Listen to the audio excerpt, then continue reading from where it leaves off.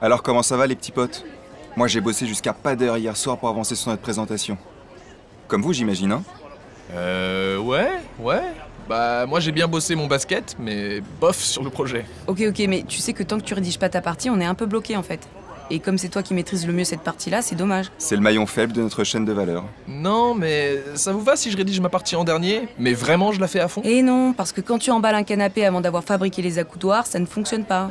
Personne n'est content en début, au milieu et en bout de chaîne. Allez, Michael Jordan, go, va faire tes devoirs et ensuite tu pourras dunker.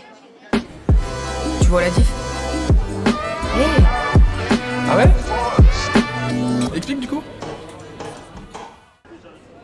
Alors, le premier truc à savoir quand on parle de chaîne de valeur, c'est que c'est la succession des différentes étapes de fabrication d'un produit, de l'approvisionnement en matières premières jusqu'à la commercialisation et la livraison au client. Lorsqu'il s'agit d'un service, la chaîne de valeur représente l'enchaînement des prestations qui permettent la prestation finale du service. moi je comprends pas trop pourquoi on dit pas la chaîne du produit ou du service, mais la chaîne de valeur. Bah j'imagine que la valeur du bien ou du service prend de plus en plus d'ampleur au fur et à mesure des étapes, et que cette expression est une façon de nous le faire comprendre. Oui, il y a de l'idée dans ce que tu dis, Mehdi. En fait, la valeur représente la somme d'argent que le consommateur est prêt à payer pour le bien ou le service. Décomposer cette valeur permet à une entreprise de localiser ses gisements de valeur et d'optimiser sa stratégie. Lorsque le fabricant sait bien décortiquer son produit, il peut réduire les coûts sur une étape, maîtriser la qualité sur l'autre et ainsi produire de la façon la plus rentable et compétitive possible.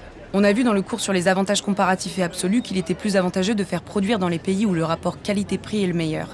Mais avec toutes les étapes de la chaîne de valeur, le produit fait 3 fois le tour du monde avant d'arriver dans nos mains en fait. Non, ça ne veut pas dire que le produit fait systématiquement 3 fois le tour du monde. Mais par contre, les entreprises ont beaucoup délocalisé la production dans d'autres pays pour réduire les coûts de fabrication. Toute cette nouvelle organisation a donné naissance à la mondialisation des chaînes de valeur et à la fragmentation des étapes de production entre différents pays. Pour autant, des accords commerciaux entre pays géographiquement proches et aux intérêts économiques communs évitent des passages de frontières de produits semi-finis trop fréquents entre pays trop lointains. Intéressant de savoir comment ils s'organisent. Très juste remarque. Des zones économiques comme l'ALENA, le Mercosur ou le marché unique européen sont des ensembles régionaux avec une forte interconnexion des secteurs manufacturiers autour d'un pays leader.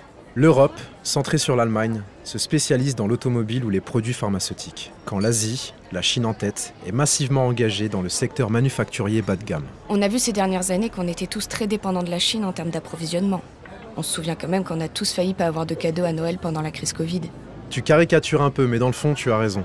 L'arrêt partiel de la production chinoise, les fermetures de frontières et le fort ralentissement du transport international pendant la crise sanitaire ont clairement montré les limites de ces chaînes de valeur mondialisées avec une brutale chute de l'activité dans les pays développés. Le problème, c'est que toute relocalisation dans un autre pays entraînerait une augmentation des coûts de production et donc une perte de compétitivité et des prix plus élevés pour les consommateurs. C'est bon Virgile, t'as capté la démo? Tu vas aller te mettre au taf, Fissa?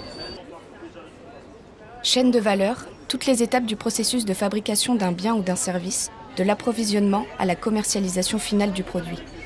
Important de décomposer les étapes pour réduire les coûts et maîtriser la qualité pour chacune, afin de rester le plus compétitif pour une entreprise.